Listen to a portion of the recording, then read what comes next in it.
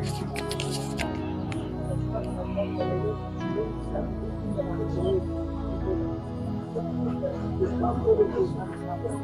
pour la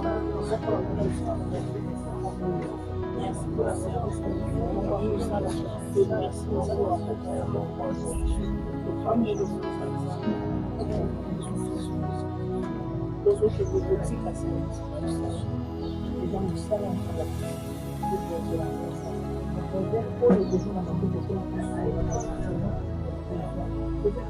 peut-être plus dans le commerce, dans le spécialité, écoute à tes besoins, de comment la scène, par exemple, le sang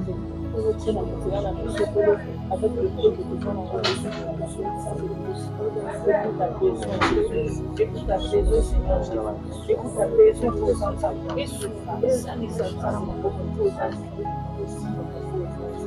na kombo na Yesu kasi ya déclaration okondeli na kombo na Yesu loba na Nzambe oyo ezali un plus tozomema mpona kotonga ekoboma na kombo na Yesu ezopesa bomoi ezopesa bomoi na kombo na Yesu Nzambe tosambeli likolo nango Nzambe tozobenga kombo na Yesu Masiya yo nde oza bomoi oakompagne yango Nzambe okotisa vi na bakomersi ya bato oyo bazomona clarté à cause ya geste lelo Nzambe vi ekota na misala maboko na bango mpo oza Nzambe po papa mpe na bavi na bango bomoi ekota Nzambe lumière na yo Nzambe etambola na bango kolola kombo na Yesu mpo oza Nzambe tosambeli na misala lelo omona service oyo Nzambe bomoi ekota au nom puissant de Jésus de Nazareth ozosenga na Nzambe loba na Nzambe na tiki bona pesi na maboko na yo epambola esunga mpe ekoleka nyonso Nzambe continue Nzambe oyo yo pesi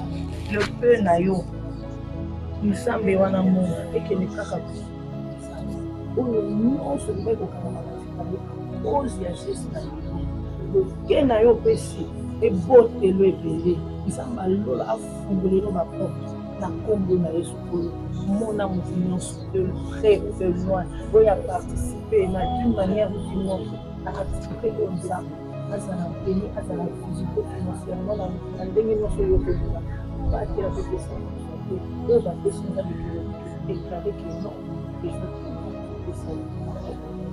tozomongola surtout désagréable balakele mabe basungaka ye te alors yo soki oye kosunga ye lokola aza na eloko elandaka ye bepekisa bato basala ebolamu okoki kozala dérange ozoyebisa Nzambe force nyonso surtout désagréable ya bato okokokana bango place soki baboya bango basungaka bango biso lokola bana na Nzambe tokei tozobebisa oyo nyonso ekozela biso bademon d'accueil nyonso bazelaka bapesika ozokoyisa force na bango ozobisa Nzambe na midi ya lelo tozosambela yo lokola motu moko ete Nzambe alola oyo nyonso ekoya kosekonde biso na ndenge mabe tolongoli yango na kombo na akontinue kosala ntina suka ya journée na biso kolokoza Nzambe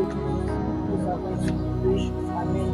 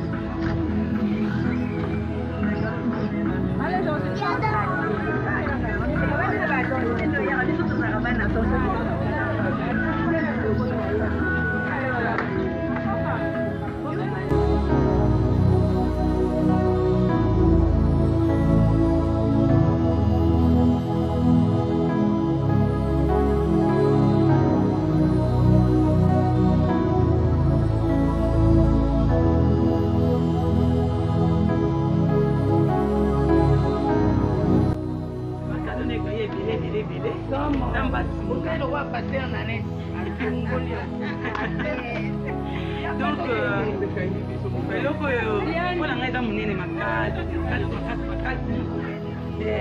Parce que toza déjà 2 3 plusieurs.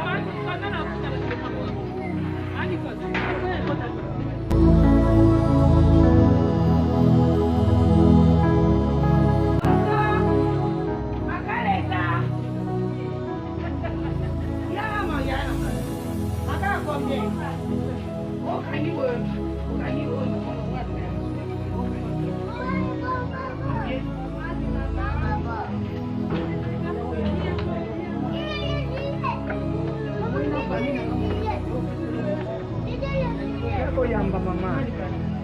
Yako yamba. Oh yamba benediction.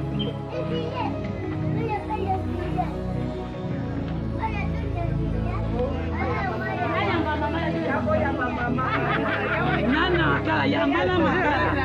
Ayami bakala, ayami bakala.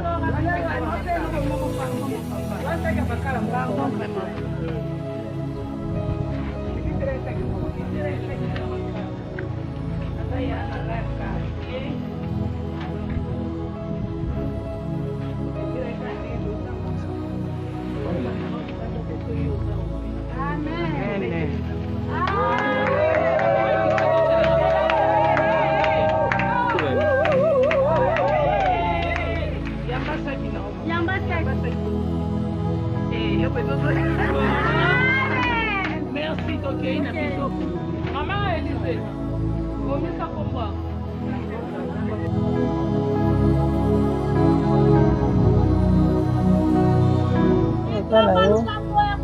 ndenge odebuyaka mwa moke toyini kobakisa oyo ata ya mokie obakisa na commerce. Abengi ye aza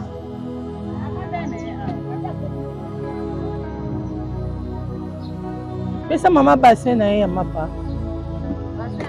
ifo pesa ye na maboko azwa otyaka mapa mama enveloppe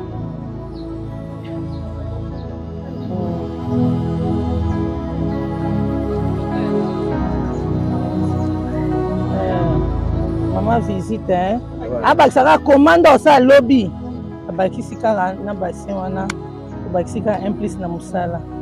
Merci beaucoup. Ok. Merci beaucoup.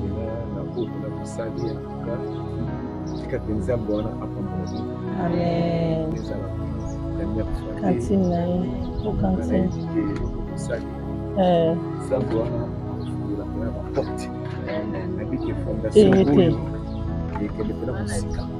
Longola nani pesa bassin te. namonaki deja mama bakantine nao mpe oyo mpona otyaka banani bagato na yo. Merci beaucoup. Témoin azalaki témoin pake na ye moko agi yango oyo. Merci. Betela nzambe maboko ko carte mpe de visite wana carte de visite soko oza bezobenga. Ok. Betela nzambe maboko aza nzambe nzambe nzakoba.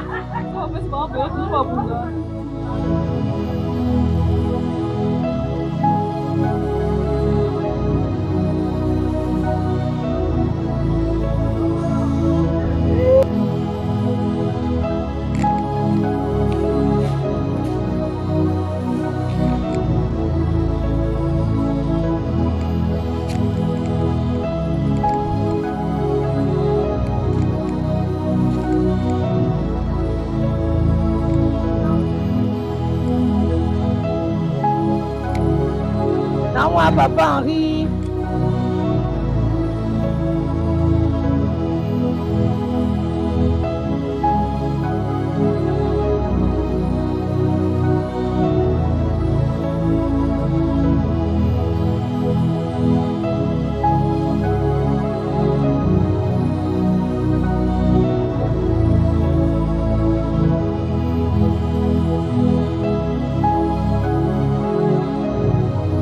Bonjour maman. Vous allez bien? Nande lim to zaina ngalo na porte. Oyebi nga. To za ki lobby awa hein. na yo otala olobi nayebisaki yo te me na yo otala yo nga mwana okomonanga Arlette oyo famille mobimba oyo tozali babengaka biso famille bisungi la main de l'Éternel nde ntango tomonaki yo tosepelaki babengaka so Debralin ayaki kuna na ndako parce que ye nde na solo nde nayebisaki aloba no te donc esala biso esengo songo yambi yango na motema mobimba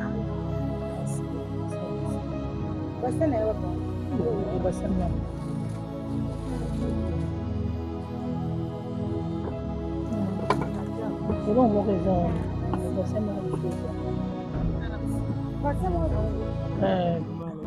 bonjour Debralin tobetini na kati tobi kobetela mare lisolo te donc wana nzambe amona mama mosusi na nga oyo ebotambo moke oyo napesi yo me nzambe akota na kati esala esunga yo esunga bana na yo à travers mapa tomona baboko na mapa bana na mapa bana bakina mosika batanga baklasse bakina mibembo po mama eba ekoluka esenga nzambe eza yango wana nzambe yapambola yo Nanette, ça y est, maman, enveloppe. Merci, maman. Merci beaucoup. Merci. Wendy. Benga biso toni ni numéro isa wana. Témoin. Il s'agit témoin Azwalgina. Oui. Debralin doit pas qu'il agit. Betela nzambe maboko. Merci. Merci.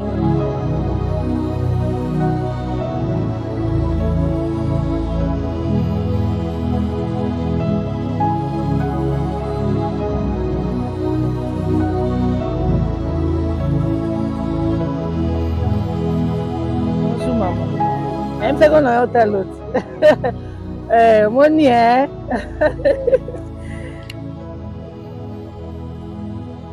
Na mai na yo talo to sola to beta masona biso akati. Siko yo pe.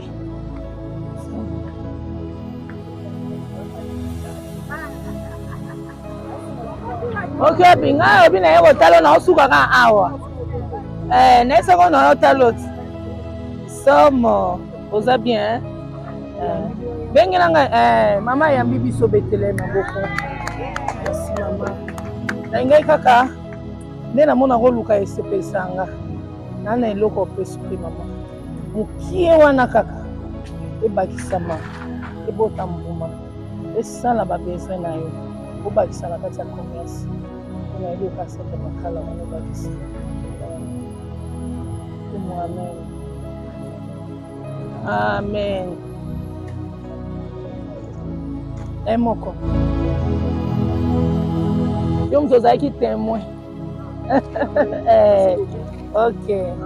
Maman, naika na wana na pesa yo. Ubaki plus. Namona ko osala nguba. Osala nguba. Osala nguba. Bukani ngaza. Pesa mama sachet moko.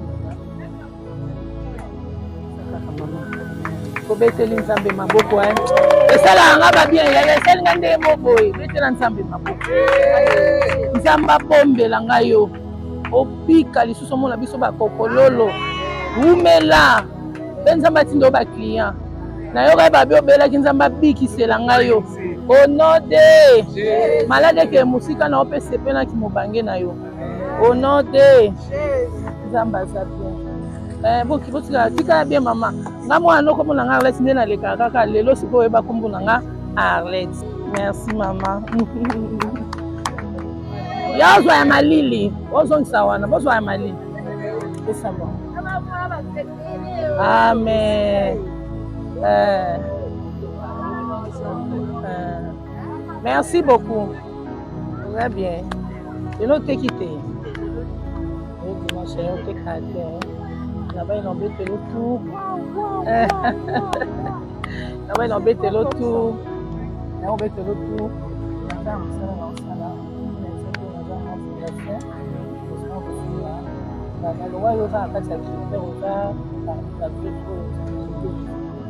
Normoni so wan so boye ko ebiso tonto e ko so ba bona ba papier boye boani o timba makasi yango tosepeli apesa yo kaka saki wana siko kobakisaka 1+1 esuka yo na bana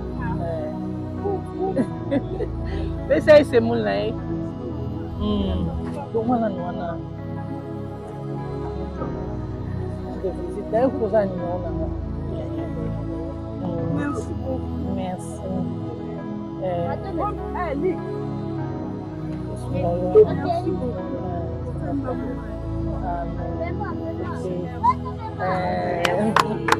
ok.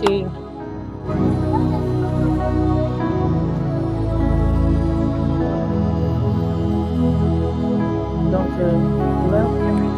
biso maman, on a maman Arlette, on a le beau talent Fondation Lissoli, la main de l'Éternel, et c'est pour ça qu'il nous a mis pour soutenir bateau basala surtout bino ba jeune boye, tango débrouiller pour baxer au moins un petit rien, et baxer maka wana ta yanda moment, et ça n'a pas quelque chose. Donc parmi bateau basala qui sélectionné, donc pour répondre à la critère na biso yango moni, toye le logo tala yo. Yango traître na yo à côté bete na nzambe maboko pour la fiston asali musa asala lelo ta convaincre ye nzambe apambola yo fiston pesa biso tablier ça bon exanga le kala ça va siko monde lelo loko eza boy papa longola na wana lelo o yamba nano yo inauguré en Gona. Moyen temps. Allez, let's say. Ok. Comment la bonne biso? Ok. Toko. O inauguré en bien. Siko yo. Ozwi ka ba ciseaux yo obakisa. Obakisi pe tondeuse hein. Likolo nango moi 100 francs ezali bakisa Christian Laxo place hein maman na biso ya benga on a besoin toli beaucoup de jeunes on a besoin conseil moi idée moko on a besoin prière et petit cité tozali donc nzambe akana ki va omona adresse za wana nzambe apambola yo peselanga Christian Tricot Christian témoin na biso po pesela ngai paquet na ye ya nini témoin oza paquet noisi betela nzambe maboko nalingai pena lelo tindatango asimbela na fiston ok mama polo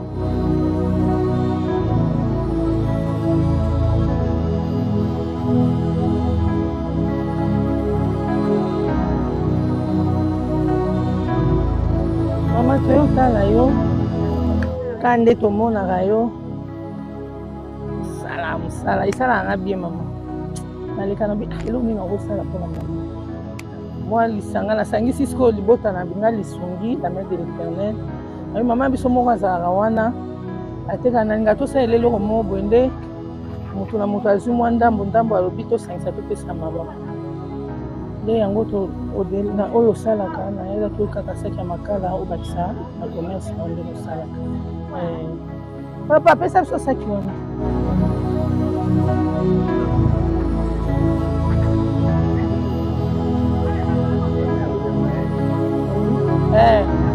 okitisela ye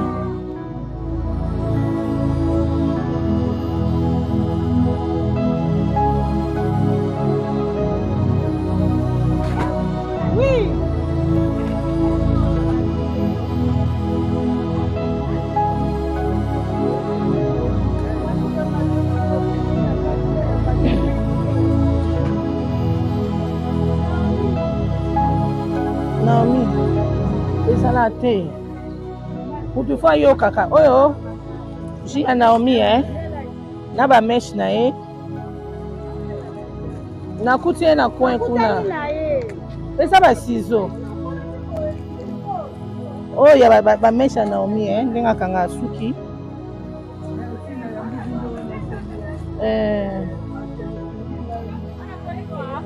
mama zela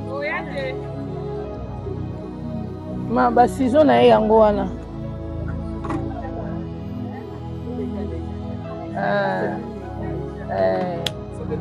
tosanganaka awa.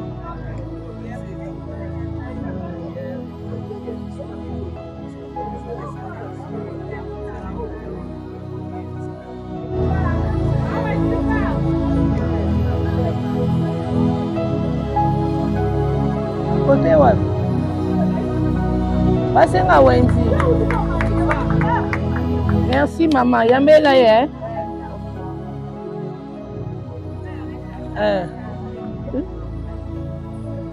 Toyeka na ba jio na suka bon ya chini. Kote maman. Ya moi. Betela nzambe maboko ya zaki témoin. Témoin. Essaye. Bonjour papa. Je l'ai dit na ya témoin. Vite allô.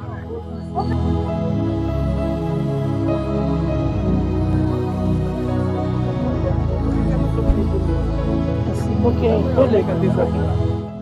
ok, ça y est. Il y a un papier mouchoir. Ah oui, exact. Maman, ça bien. Tu es au tala yo. Tu c'est pour la randing au sein de mon bon. Ouais, maman. Là, comme on a maman Arlette. Mais tu as na libota la mobimba to bengi en fondation la lisungi la main de l'Éternel. Ndé na yebisa bango abina sepela na maman na mo atekaka wana zara mwasi moko makasi. To ça moi quelque chose pour na osunga to bakisa 1 plus na musala na ye. Maman. Yango mo biso lelo toye. Na mono ozoteka nguba osala ba biloko no bongisa kango bien. Na lingi mukie na opesa yo esunga yo na oyo ozosala. Bongo te. Pesanga nguba. Pesa nguba mama, nguba ngoyo Nga aussi yango na simba. Yamba. Pesa cantine, elo na cantine o bakisa cantine moko. Yamba cantine. Nani enveloppe na mama, ko sai. Enveloppe mwanda mbwana o bakisa mama nga. Que Dieu puisse vous bénir. Amen. L'argent que vous m'avez donné pourrait aussi servir pour vos besoins. Vous avez privé vos nécessités. Vous avez pensé pour m'aider. Nous sommes des humains et tout le monde a certains problèmes. Mais avec le peu que vous avez partagé avec moi, c'est ne pas donner à tout le monde. Alors dans toutes les circonstances malheureuses, devant l'angoisse, devant la maladie, l'incidence ou n'importe quel problème qui pourrait vous surprendre, mais à cause de ce bon geste, je prierai à Dieu pour qu'il puisse vous épargner vraiment de situations désagréables. Que Dieu vous bénisse abondamment par cet amour et ce beau geste, qui sera désormais gravé dans ma vie et dans le livre de souvenirs. Amen. Continuez toujours à faire du bien, merci beaucoup, merci de tout cœur. Amen. Merci maman. Maman Flo, tout ça qui est complicité na papa. Benga papa. Papa Alexis a raté mon abisso wana. A bombela ki osina biko yebisa ete. Betela na nzambe maboko na makomo nzamba salaka. Nzamba sa bien. Papa Alexis. Ça no ki biso to a show.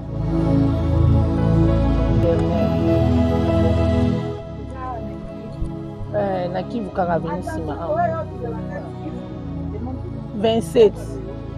Bon, on a besoin de carte de visite, hein. Si vous avez besoin de numéro, benga toni. On va retourner là, à papa Alexis, hein. Merci maman.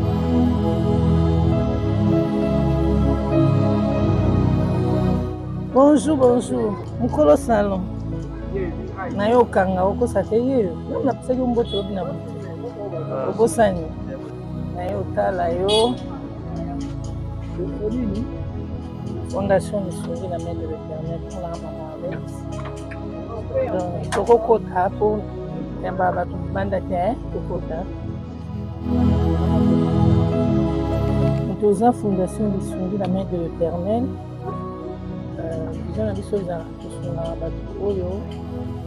Ndenge nzamba tinda biso mena turu nzamba tinda biso ba jeune oyo babukaka. Basala ba moi commerce ok. Moi débrouillard quoi. Pour encourager yo na moi moke de opesa yo esuna yo kaka. Hein? Vaut mieux ça que rien. Et on moni lelo moni biso yango moi tofanda elo ba tona ko étudier na peso mbote mo kenda iboye soka osanti ko mbote yango on a ko étudier déjà na ebaki on a dans une information ya témoignage bien ko na yo donc ça malamu on a ngako yamba kaka biloko wana na yeli yo yamba ngo kaka pesa na saison on a tablier tout Nicolo katela batu sukana une fondation Lisungi, hein? Jamais qui sait nano. Yo mo la tsa ikula. Na pembene ke bien. Nzambe nanga. Ko bomba te. Obangani. Ngale na boy na porte parole munene ndebo. Problème était on s'appelle client. Oui ba katos. Merci. Vous pouvez passer. Accès. Tondeuse.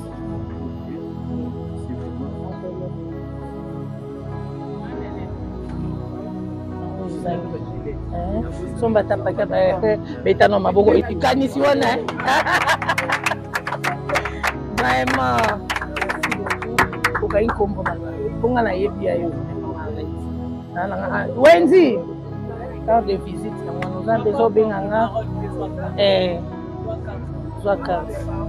Nous avons besoin de la fondation betela maboko ko aina betela maboko yaya betela maboko porte-parole au revoir Zamba pamuleko mama témoin na ye ya to yela ekuna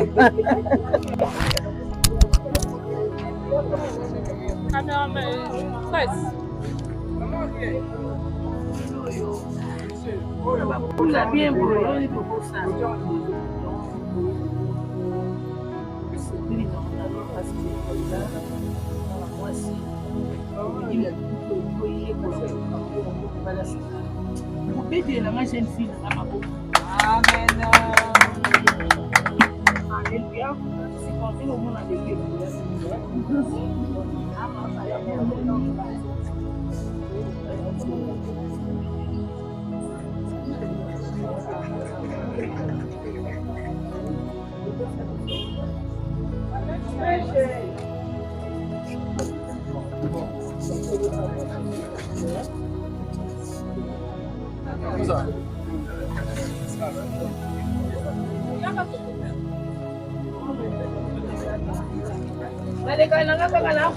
Carte de visite.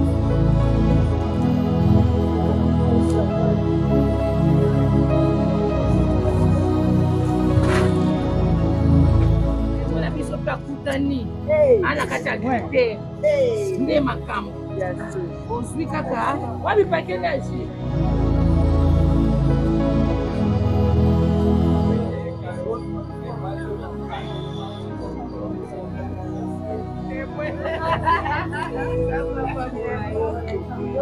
Essa é a de Wendy.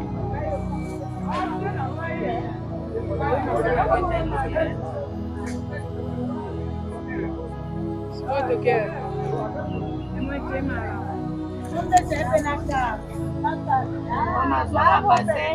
Você não define, você não vai na cidade.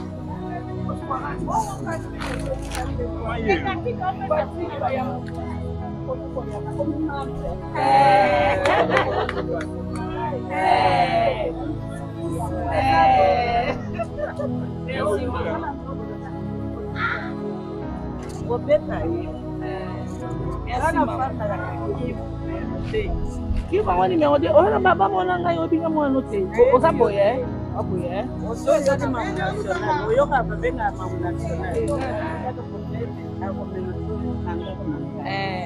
Oyo na kema kamusu.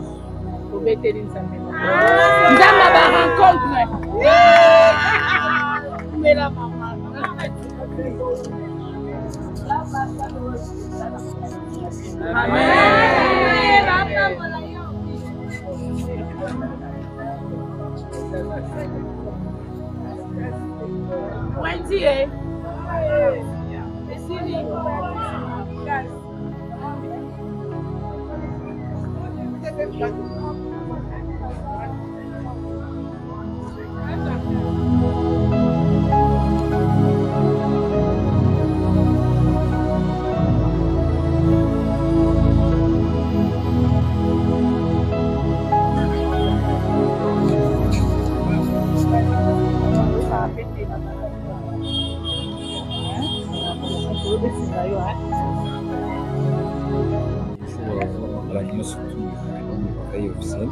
Voilà, tozali awa na fondation Lisungi epai wapi baaction esalemaka régulièrement sur les analyses. Yali jour d'anniversaire yali moko créatrice et fondatrice ya fondation toza na muda moko oyo akoloba kopesa biso mwa badécryptage par rapport ya ndenge. Bonjour. Pour se présenter bandeko babeka koyeba. Oui, ngai kombo na ngai ezali bienvenue Tubika ezali secrétaire ya fondation Folisme. Merci beaucoup ndeko limbisa biso mpona de lever tout ça parce que toutaki na champ biso moto komona na babilili ndenge nini fondation esali baaction nango mais okoki koloba susu nini à propos ya badescente oyo fondation esalaka régulièrement. Voilà, en tout cas merci pour la question. Ndenge omoni tamboli na biso nakoki koloba boye oyo ezali deuxième descente na biso na année 2025.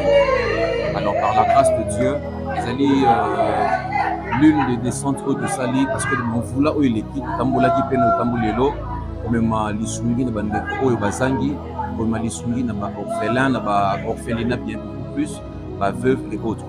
Alors nzambe apesa biso charge wana ya kosala baœuvre lokola oyo. Voilà pourquoi na mokie oyo tozalaka na yango parce que moto atonda azali te tolukaka tokabola na baye oyo bazangi. Alors nde descente na biso ya mokolo ya lelo ezalaki beaucoup plus mpona bamama na bilenge basi oyo batekaka na basalaka mombongo na babudget ya mokie. tondakisa lokola mama moko atekaka mapa na point aza na fond na ye comme on dit peut-être ya 30 000 ya 50 000 francs azobunda na omona mama wana pe aza na bana azwaka charge na ndako batangaka il faut futa be ndako. Alors biso lokola fondation Folisme comme je le dis charge oyo tobapesa biso tomeraki un peu kopesa ndambu oyo tozalaka na yango moke tosangisaki mpona kopesa poids to kopesa lisungi na bandeko wana oyo ndenge na lobi basalaka mombongo na ba moyen ya mikie. Donc lelo peut-être vous allez voir les images après cette interview. Ils ont bandeko oyo bazwaki basaki ba makala, ils ont bandeko oyo bazwaki ba fonds de commerce, ils ont bandeko oyo ba bénéficier le corps bandeko mbeto moni ba salon de coiffure, ba bénéficier ba matériel pour na kosala ki misala na bango et évoluer. Donc c'est un peu ça, cette lourde charge que Dieu nous a donnée. Je l'appelle lourde charge parce que au moni kokaba miso ba kokaba eza don ba bota maranango.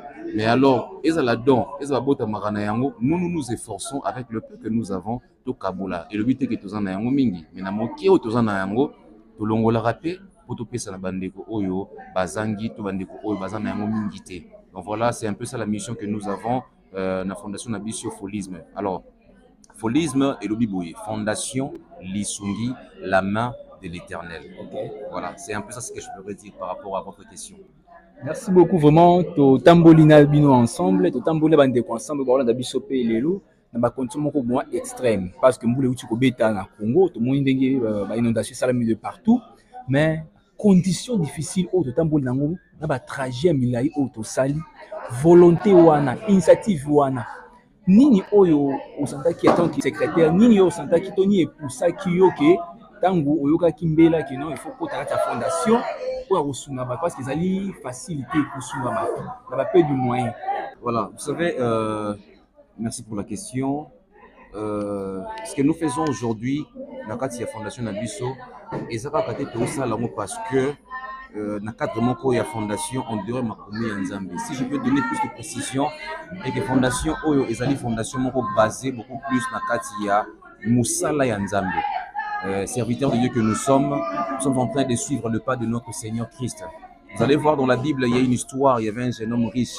Amoni Yesu amika mwasali, amoni makamusi malamu o Yesu zokokisa ba miracle.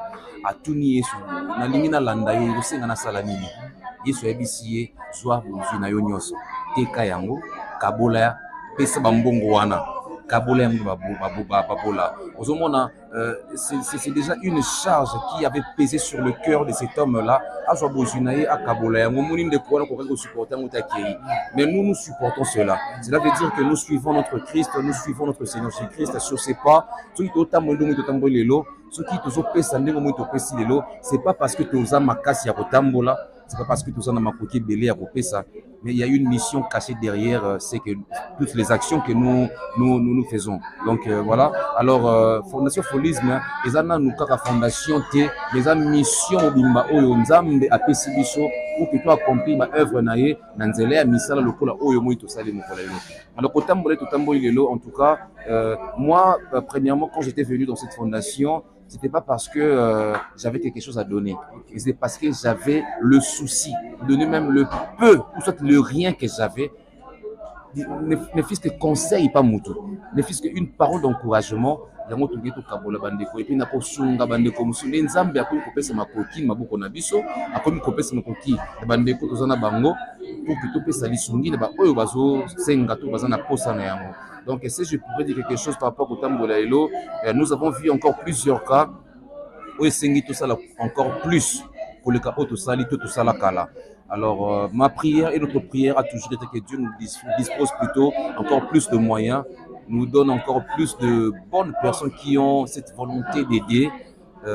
Baya Kotia Loboko, Namusala Oistobanda. Donc je profite de cette occasion pour lancer une invitation à toutes les personnes qui vont nous suivre dans ces courtes pages et interviews Oyo. N'hésitez pas. N'hésitez pas, il n'y a aucune condition pour faire partie de la fondation Nabiso. Aux à la chrétien, aux à la musulman, aux à la yaka, tout ce que nous voulons et que nous fassions, et que plutôt nous faisons la mission que nous devons faire dans ces mondes, c'est d'apporter le 1+ Nabatu Oyo Bazangi. Donc vous allez voir les contacts qui vont défiler, peut-être au bas de votre écran, et puis prenez le numéro, appelez-nous, nous sommes là. Si peut-être vous n'avez pas le moyen de vous déplacer, bisoto ko se déplacer. Ceux qui posent libanda ya mboka, pour mitungiza mate, vous en avez contact ba ndeko musuba sunga bisoto pe bataka maboko na musala oyo basape libanda ya mboka. Donc avec nos numéros, avec nos pages, vous pouvez nous écrire, vous pouvez nous appeler et on va vous dire comment est-ce que tu koyamba bino pour continuer musala oyo ensemble. Donc voilà, c'est un peu ça. D'accord, merci beaucoup bandeko. Je pense que Bolandi et puis toujours landa biso surtout comment toti kotambola ba condition moko vraiment ya passe mbule beti na Congo mingi balali ba pongi mingi ba boko bima, mais Fondation Folisme quand même a sali de placement à tamboli pa to moni ba maman oyo ya veuve ba vendeuse ndenge ba remercier ba jeune ba bana qui ba na salon par exemple, na salon ba condition monsieur te ya kosomba ba machine ba tondeuse tangu Fondation pesi ba jeune wana na moni elongi na bango ndenge etondi na isenga nini oiko encourager ba to baza posa basunga mais baza ba moyen te ou soit ba posa osunga mais ba yoka ba eko ke non pourquoi kosunga ni ko ba pema batwana ndeko na ngai ozolanda ngai toyebi ke biso na Kinshasa awa ba makambu ya koloba ezalaka mwa mingi ozomona muso koloba na sunga mutu muteka soza na ndo kiso na pesi mbongo na ngambongo na ngai kolokanga misala na ngai bloquer nga pamba voilà ba bloquer nga pamba. Moi je veux te dire une chose, les bonnes œuvres retournent en gros, ils ont la bonne œuvre. Lorsque tu donnes à quelqu'un qui en manque, au pessimu qui aux anango et lamba, mbongo, savon, parce que pendant biso to zora mbongo. Imagine ba tube to ça la radio sinara 2 sachets à savon et coûtera nango 500 francs. En bon, ozomona. Donc on n'a pas besoin de millions pour que to pesa sourire na mutu moko. Tu en as besoin, il y a volonté en fait. Alors tout celui où il y a kanisi que mbongo na ye écoutez ko sala musala mo kamana mo et puis ça sourire et puis ça espoir de comme mais abanga par rapport à préjugés wana ndeko na ngai ko banga te. Je suis une preuve de ce que je dis même comme je l'ai dit tantôt tous en ngote mais eux tous en ngote tant to kabola kana bandeko wana. Je vous dis franchement Ils ont l'Arabie au centime. Ah bon. Ils ont l'Arabie au centime parce que je l'ai dit aussi, ils ont Moussala et Nzambe. Donc Nzambe tika moto moko ta kota na elanga sans pour autant à prévoir déjà marche na yena nzela zo tambola. Ils ont biso so na kati elanga ya nkolo yé ti bisman ati makolo na biso na nzela auto tambola. Alors azoti kate maboko na biso tika la pamba. Et moi on a toujours continué pour faire ça parce que yé nazo pesa biso pour te pesa batu wana. Alors ndeko na ngai ta so lukaka bénédiction et outa na habité wapi. Ozana ba faire na yo salara. Ozana commerce moko quelconque. Ozana revenu moko zo na chaque fin du mois, je ne sais pas. Mais je veux te dire une chose. Et si ka malamu oyo koki kotia bozwi na yo, to pe moke ozana mo. Et ça la musala ya malamu koleka. Au lieu que nous bebisa yango na makambo eza ya malamu te. Alors yaka. Ozana besoin moke na yo. Yaka benga biso. Voilà, merci beaucoup to j'étais na biso déjà par rapport à temps c'était ouais message me suis passé par bande comme ça voilà, je commencerai d'abord à remercier notre présidente de la fondation, Maman Arlette Ekamba. Omoni yende amemi biso nyoso na mapeka naye parce que la vision et outil est pas naye. Et ça tombe d'ailleurs, Lelo Ezali 6e anniversaire de la Fondation Nabiso. Et ça tombe aussi le même jour, il y a naissance, il y a fondatrice, il y a présidente, il y a fondation. Jour anniversaire, il y a fondatrice, ils appellent les 6. Voilà, donc anniversaire fondatrice, c'est les 6. Et puis anniversaire, il y a fondation est tombé le même jour. Parce que, voilà. Et alors, Naba Olos Nabiso, Narikoloba. Bo yo kanga raté le rôle boyo ki mo pepeleki boyo kango le rôle ezali mongongo moko ezobenga bino ko poser ba œuvre malamu na ebiki imité mana bino etondisa mina bolamu na poser ko sala bolamu. Alors c'est une occasion de plus o nzambe pena asali que yo zolanda na minute oyo ozwa maloba oyo okomisa yango pe le rôle misala ndenge biso komisa yango misala boyo kanga raté ko ba raté mais tiape le boko na kati libenga na yo soit pe moi elamba moko na ndako na yo soit savon parce que je vous jure on a fait des descentes l'année passée tout le monde bandeko bazangi mbongo sukola elamba donc bon savon exacté pas sukola elamba. Voilà pourquoi nous les conditionnons à personne en fait soit oyo muki ozana so les ali big parce que rentrée scolaire c'est pour bientôt bana barozon à classe. Alors je continue où je finirai par dire je bénis Dieu parce que yende azo permettre marche et continuer. C'est pas facile. Azo pesa biso mikona mikolo, azo pesa moki o sengi pour bande comme ça c'est pour la biso. Et je dirais merci à tous les membres de cette fondation. Parce que tellement est seulement tant ba kombo la minute sur aussi les saté. Alors par contre sur la nangai, je vous bénis et je dis merci par rapport à la contribution na yo tiaki moni misala na ngesali en tout cas nzambe ya pambola yo mutu nyonso oya libanda ya mboka to pe na kati ya mboka o sala ki action moko pour que bandeko o ba sepeli mokolo ya lelo bazala ndenge bazali. En tout cas nzambe nanga pambola yo pambola pe ndeko journaliste. En tout cas je pense que prochainement on va vous inviter encore pour voir ce que Dieu va encore faire plus dans cette fondation. Pardon vraiment quelques secondes kaka par rapport à la question de Toyo Karamingi na batu oyo ba contredisaka ba sala ba bonnes œuvres abike soko pesa liboko à gauche ya droite et bâti mais mingi tout le monde a bandé mususu ba sala action il faut même sous mêler à la place wana tout ça pour bino par rapport à Mikambo le bango. Oui, pour bandeko balobara bongo je ne les contredirai pas. Ce qu'on fait dans le boko à gauche, à droite et bâti, c'est la Bible qui le dit. Mais moi, je te dis, le même Dieu qui avait institué le sabbat, c'est le même Dieu qui avait aboli le sabbat. Donc, ce Dieu-là qui avait dit que si la main gauche donne, que la main droite ne le sache pas, c'est le même Dieu qui nous a dit ceci. Lorsque vous faites de bonnes œuvres, montrez-les aux gens qui voient, qui sachent que moi, Dieu, j'existe. Pourquoi je dis ça? Vous voyez, Dieu, on ne le voit pas. Donc voilà, tout le monde a Ranzambe la misouté, tout le monde a Ranzambe au travers des œuvres. Alors voilà pourquoi nous publions ce que nous faisons. Nous publions ces images, nous publions ces photos, nous publions ces vidéos, pas pour montrer aux gens que nous faisons, pas pour que Netolo Baranaki Matalana, mais c'est pour montrer aux gens que ce Dieu-là, nous ne pouvons pas le voir avec les yeux, mais par les œuvres, on peut le voir. Donc, tout le monde a une photo, une image, une image, toujours la kisaka ki nzambe existera toujours la saka ki nzambe wana azape na biso oyo totie loboko na poche tozopesa nzambe wana na oyo toopesa bato wana transmettre l'amour transmettre message ezaka moko zwa biloko na yo pesa kabola na ba oyo bazangi pe landai. C'est ça le message que nous distribuons, ou soit nous donnons à ceux-là qui en manquent et nous lançons aussi à vous qui nous suivez. Donc, je vais vous dire ceci, papa, maman, là où vous êtes, vous savez, peut-être vous voulez que Dieu fasse quelque chose de merveilleux dans votre vie. Vous avez une situation où au Kangama, où a décanté en moi. Alors, voilà l'occasion. Merci beaucoup, Boeki Bilmoko, secrétaire Nenga Pessi, message. À toi encourager, Batou, Basala, Basala bien, Basala toujours à bien. Meilleur bénéficiaire, c'est un bosso Yomoko parce que, il y a Pesaka, il y a un des gens qui ont pas mingi. Le Pesaka et Kaokakate.